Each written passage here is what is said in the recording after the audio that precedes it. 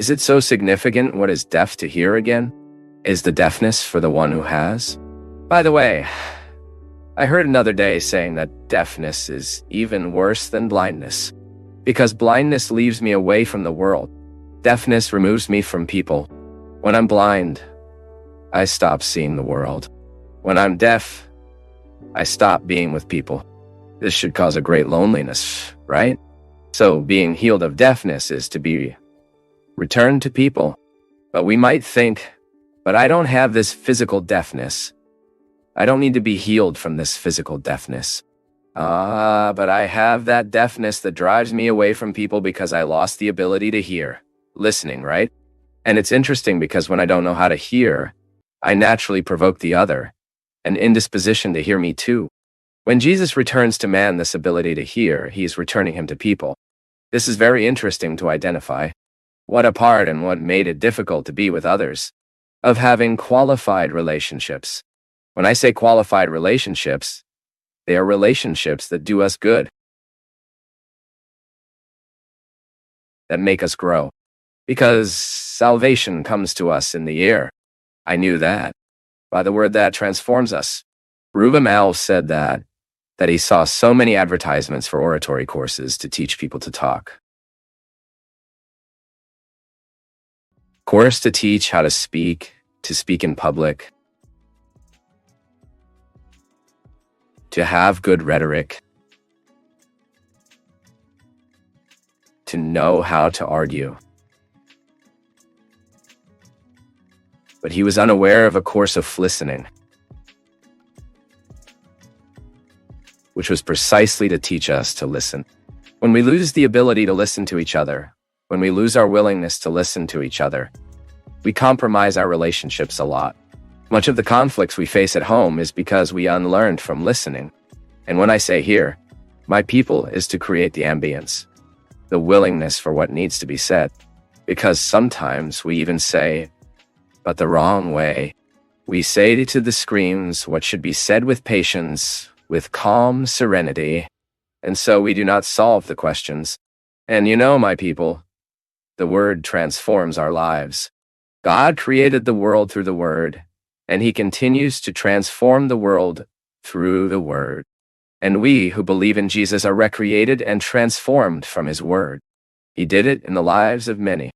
And God saves us through the words of the well-intentioned people who love us. But if we don't listen to these people, how am I going to enjoy the saving benefit that comes to the other's word?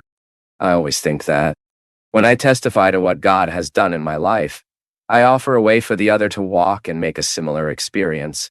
It is never the same. The experience is never the same because the God that happens in me, what God does in me, when God happens in you, he will happen from what you are. So our experiences will be different because we are different. Although God is the same. It's just that I have different needs, and God will act according to my needs. Why do I feel the desire to be better when I take a contact with God's word? Because here I already have the strength of the Spirit acting on me.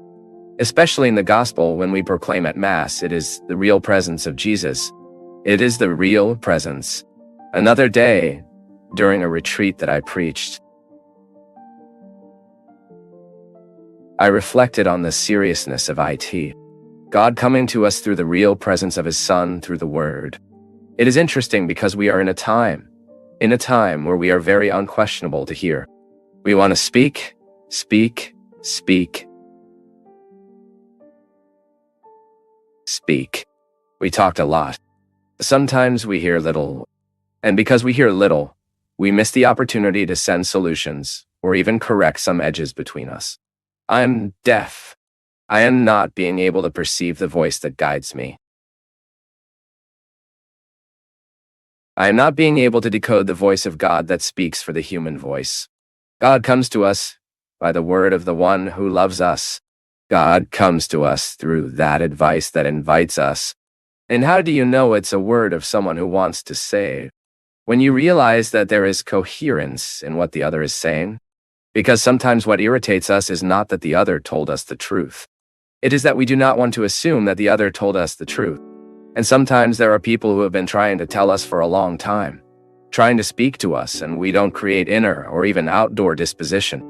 Because depending on the face we make for the other, he knows exactly that he cannot say anything to us.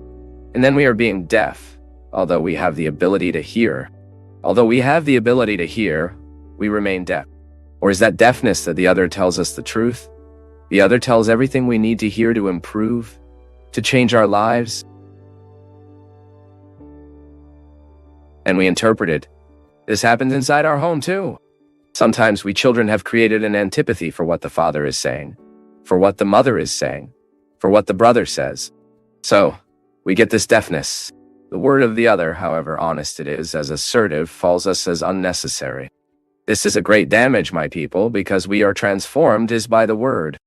And if we lose the ability to listen, parents and children, right?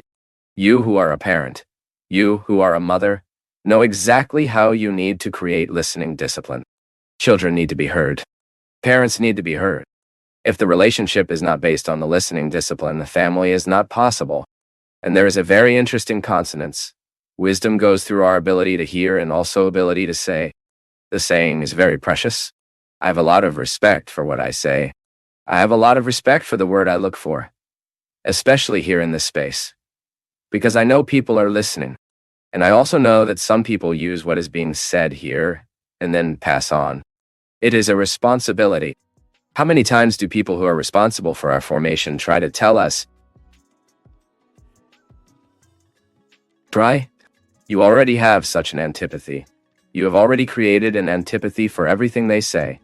So you don't listen to what they say." So we hear, get angry at what the other tells us.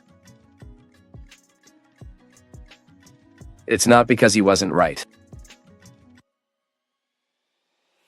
No, it's because he was right, we know that. But we don't want to assume that he was right about what he said. So our deafness also manifests itself there. I heard perfectly the other was able to tell me what I needed to say, and I didn't consider the truth of what he said to me. I did not realize that those words could help me overcome what I need to overcome. I heard it with unwell, I heard with laziness. I heard thinking that the other is saying, just to piss me off, just to disturb me. Deafness? When I'm deaf because of my lifestyle, not even what I read touches me. I'm so agitated. I have such a busy life that I do not have the happy opportunity to be touched by the words.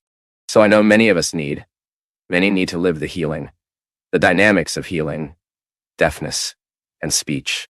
God needs to heal us, tear us all the impediments that were placed by life, by our temperament, by our way of being.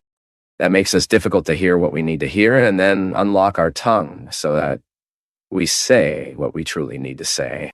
This is what Jesus healed in this man. He cured his deafness first, then aroused his tongue to say again. This is also significant.